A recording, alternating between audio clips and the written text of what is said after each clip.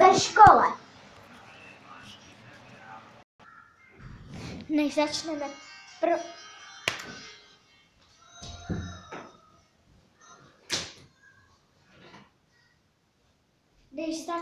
prosím, nevšimejte si změny oblečku, zalepených noh, nenoh a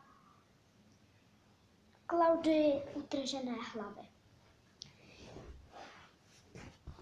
Ve škole.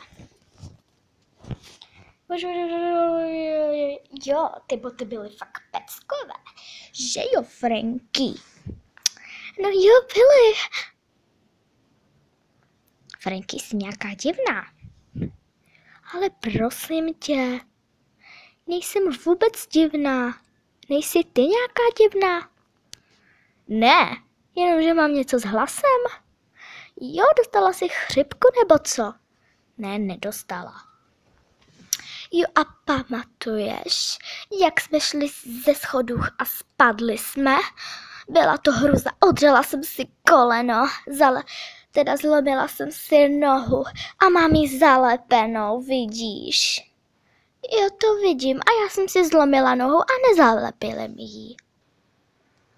Je to děsný, to by se měla už dávno umřít, měla se být ve hrobu, ne ještě žít. Vždyť jsme monstra, já všechno vydržím.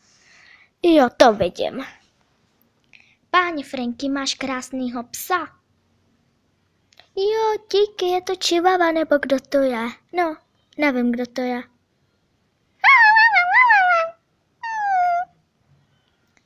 Mám ho strašně moc ráda, Klaudio. Je to můj nejoblíbenější mazlíček. To vidím.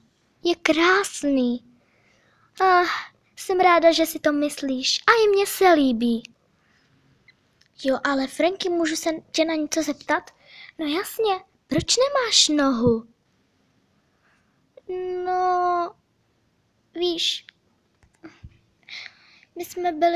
já jsem byla s tamtou Spektrou a s tamtou Gulkou, Nikola se jmenuje, tak s nima jsem byla museli jsme jít jakože na plavání a my zapomněli klíče, takže já s holkama musela jít po schodech a spadla jsem, zlomila jsem si nohu, takže od té doby nemám nohu, chápeš, víš co, ale ještě žiju a jsem ráda, že jsem neumřela, protože by to bylo strašně děsný.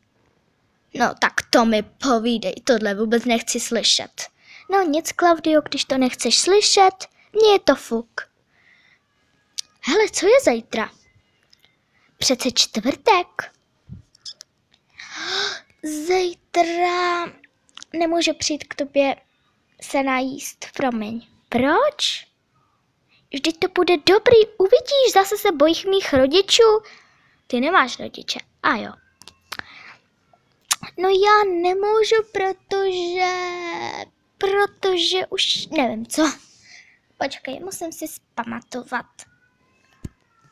O 2 hodiny později, než si vzpamatovala Klaudy. Už jsi vzpomněla, Klaudio? Ano, vzpomněla. Ne, vlastně můžu jít k tobě. Ale jenom chvilku. Ach jo, nemůžeme se tam hrát? Ne.